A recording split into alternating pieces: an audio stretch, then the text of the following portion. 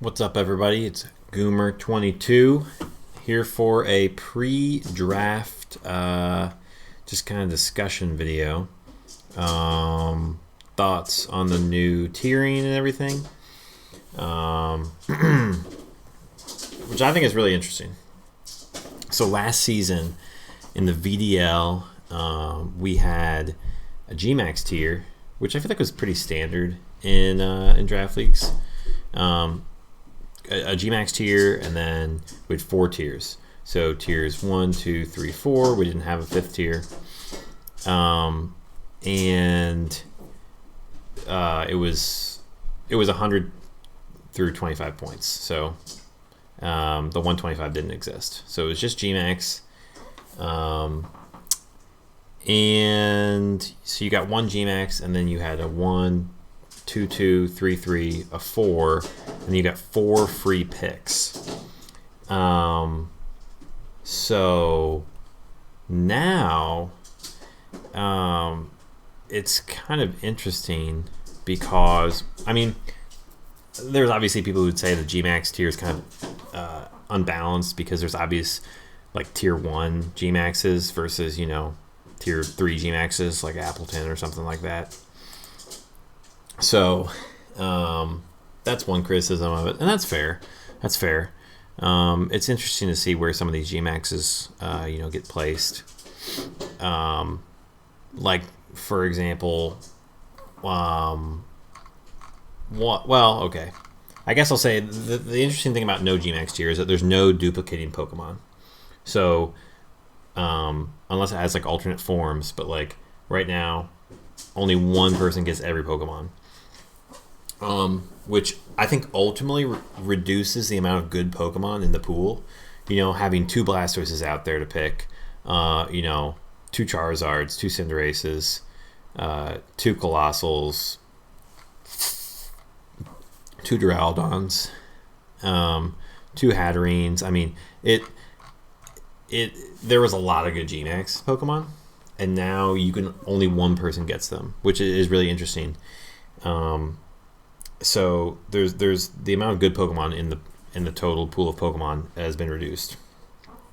I think it also, for that reason, I think it means you have to be a little bit more careful about drafting because, for example, I got Liepard Hatterene, and I got Hatterene as a GMAX tier.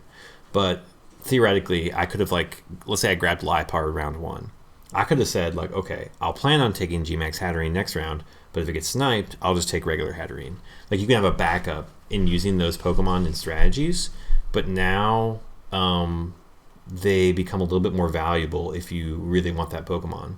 If you want Rillaboom on your team, you don't get the chance. If you get sniped, that's it. You don't get a backup with the GMAX tier. So the GMAX tier offered a little bit of backup flexibility, which was interesting, which you don't have now. It probably balances teams more too, because if you do wait to get a worse GMAX, it does put you at a little bit of a disadvantage too. I like the idea that you trying to get these GMAX Pokemon to be used, but I feel like in practice, that's not really what happened. You never really saw a GMAX Butterfree come out, or GMAX Appleton, GMAX Alchemy.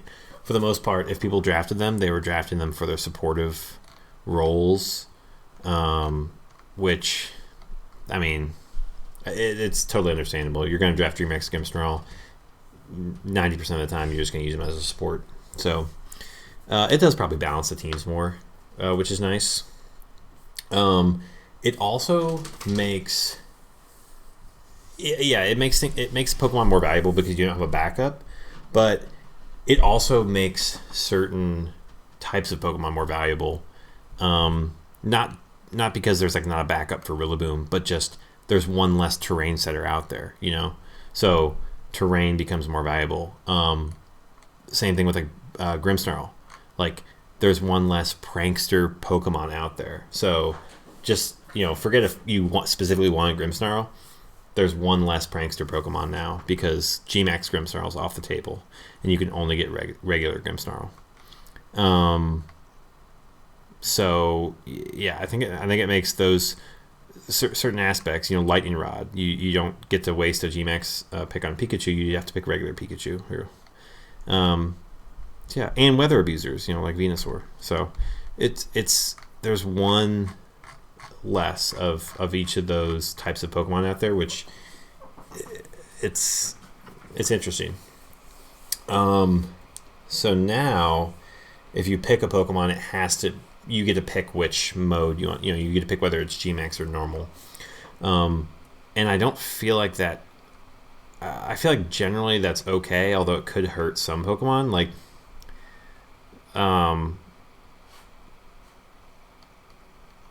so basically, the GMAX tier was really nice for the good Pokemon in there. So like, Cinderace is a tier 1, like that makes sense. Cinderace is super, super good. Hatterene, on the other hand, like Hatterene's really good, but like it was nice being able to pick as a GMAX tier. But wasting your tier 1 on it, considering you only, besides your free picks, you only get to pick one tier 1. Like, you'd have to waste your other free pick on getting Indeedee female if you wanted that Indeedee hat combo. Whereas you could have just picked the GMAX hat and gotten that combo. So it makes it really tough for some Pokemon like that. I'm trying to see where some of the other ones got placed. Like Caparaja. Caparaja is pretty good in draft. I don't know if it's worth a tier 2, though. It's interesting. Like, I guess Caparaja, you wouldn't even want the GMAX tier, though. So that's interesting. But like Lapras, let's see what's Lapras. Oh, I guess Lapras is a tier 1. That's actually not bad for Lapras. Or it's a tier 2, sorry. It's a tier 2. That's not bad for Lapras. Because you're going to get the GMAX form. And like, yeah, Charizard, Blastoise. Let's see. Okay, so Blastoise and Charizard are both tier 2s as well. I think that's pretty fair.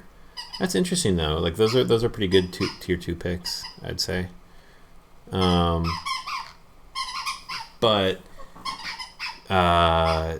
yeah.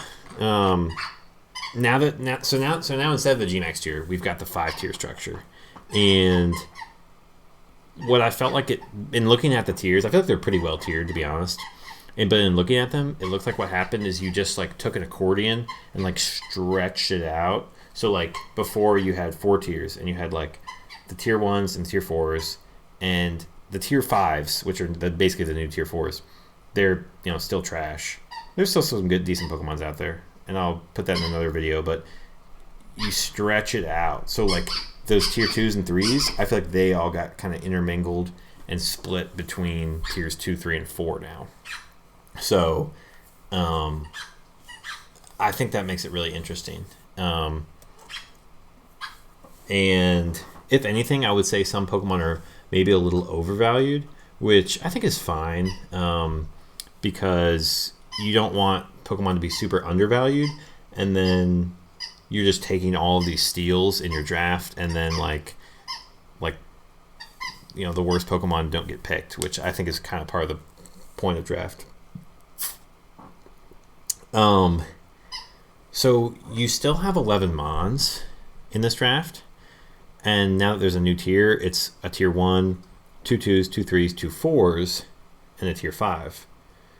So before it was like, a tier 1, 2, a tier 2, 2 3s, and a 4. So now there's 2 new like specified tier picks. Like you have to pick these tiers. And to make up for that, they took away the GMAX tier, and they took away a free pick. So you only get 3 free picks, which makes it kind of interesting. So last time you had 200 points, and you could pick, and with those 200 points, you could only get one tier 1, which was 100 points back then. So you could get tier 1, you get like tier 1, 2, 3, 4, you could get 1, 1. Actually, you could get, no, you had 250 points, actually. You had 250 points. So you could get tier 1, 2, 3, 4. You could get 1, 1, 4, 4, and go really top heavy. You can't quite do that now, which I think is really nice. You can't grab 3 of the top tier. And like, think about a team, like you theoretically could have had like a tier 1-ish GMAX. Let's say you got like GMAX Cinderace, and then let's say you picked up, you picked your tier 1 and then 2 tier 1s as free picks. you essentially have like 4 tier 1 mons, and that's like a really top heavy draft. And I feel like just the ability to do that isn't good for draft leagues necessarily. It'd be nice. I like the way it's set up now. I feel like it's more balanced. So you do have a little bit less flexibility because of the only have 3 free picks instead of 4, and but without the GMAX tier, I think your draft order doesn't matter as much, which is nice too. Because some of those valuable GMAXs won't necessarily get taken right away. So now you still have 250 points, but since the points have increased, you can only get 1 tier 1 with your free picks. So you have 250 points, which means you can get a tier 1, and then if you do that, you either have to get a 2 and a 5 or a 3 and a 4 if you're trying to use all your points. So and there's some decent tier 5s, and you only have 2 tier 5s at that point, and that's not that bad. But honestly, picking a tier 1 and a 3 and a 4 is kind of looks really nice. Like there's some solid tier 4s in here if you look through. Like some of the, obviously some of the ones that were in the tier 4 last time stayed in here, but like there are for sure some decent mons in here that you can take. Now the problem is everybody has to pick 2 tier 4s. So we have 24 coaches. That's 48 tier 4s getting taken. And then if you use a free pick on that, you're kind of taking the leftover. So you might not get a great tier 4, but there's still a decent number of good ones in there, from what I can see. And if you get a tier, so then if you take a tier 2, then you can get another 2 and a 4, or you can get a tier 2 and 2 tier 3s. I feel like that might be a better way to go, a tier 2 and then 2 tier 3s, because the other thing you got to think about is everyone has to take 2 tier 2s, but everyone only has to take 1 tier 1. So there's I think I counted them out. I think there's 68 tier 1s.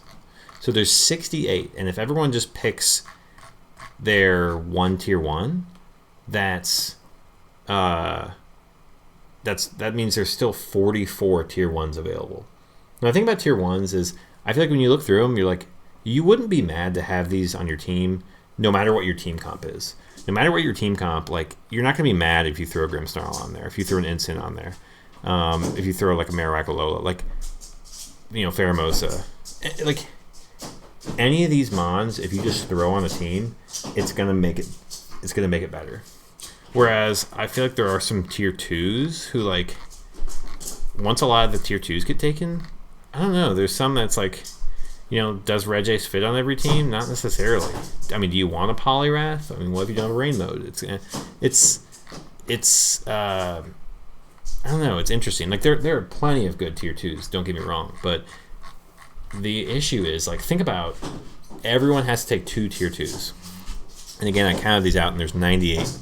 So there's half, essentially, of the tier 2s are going to be gone, just from people are being forced to pick them. So half of them are gone. And so if you're wasting your free picks on, like, let's say a 2-2 and a 4 to waste your 250 points, like, you're getting 2 tier 2s after half of them been gone. So you're kind of getting the bottom of the barrel, whereas, yeah, half the tier 1s are gone if you get a tier 1, but, like, tier 1s are really nice.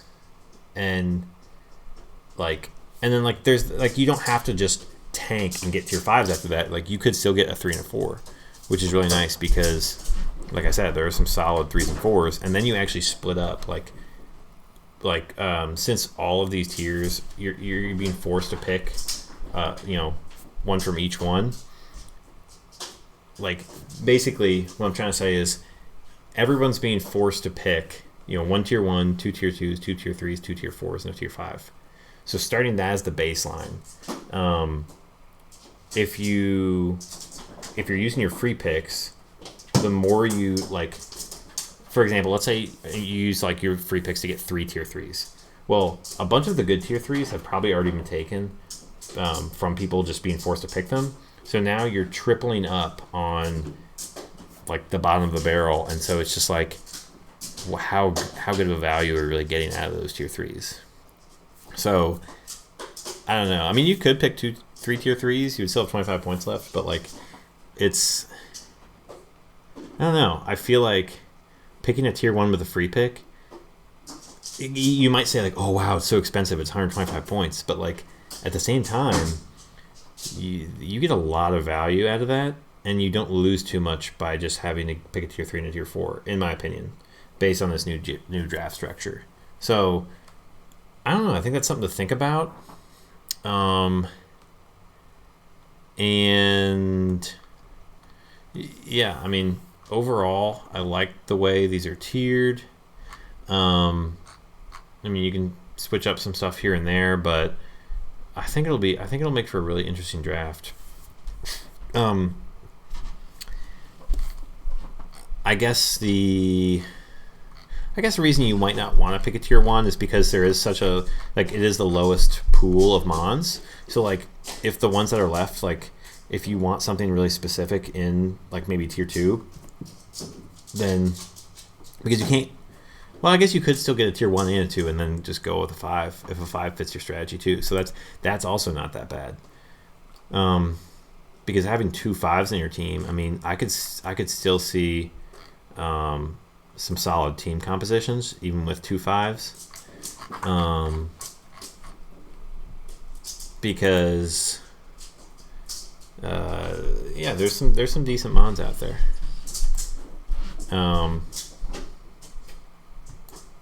So yeah, those are kind of my thoughts on the new draft structure and everything for this season. I think it's going to be fun. I think it's going to be competitive, and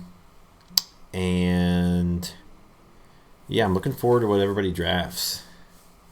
Haven't really thought out a plan yet, but maybe I'll just wing it. That sounds like a good plan. So, all right. We're out of here, and after the draft is done, I'll put out a not necessarily like a tier list, but just because of my idea of what some of the good tier 5s are, because I know everybody complains about the bottom tier usually. So, but I think there's some decent stuff in there. So I'll put my thoughts about that, and maybe people can make transactions if they want. Hopefully I can find a good tier 5 for my team comp. We'll see. There's some solid ones out there, I believe. All right. Well, that's going to be the end of the video. So thanks for watching, and I'm hyped for the draft. Let's do it.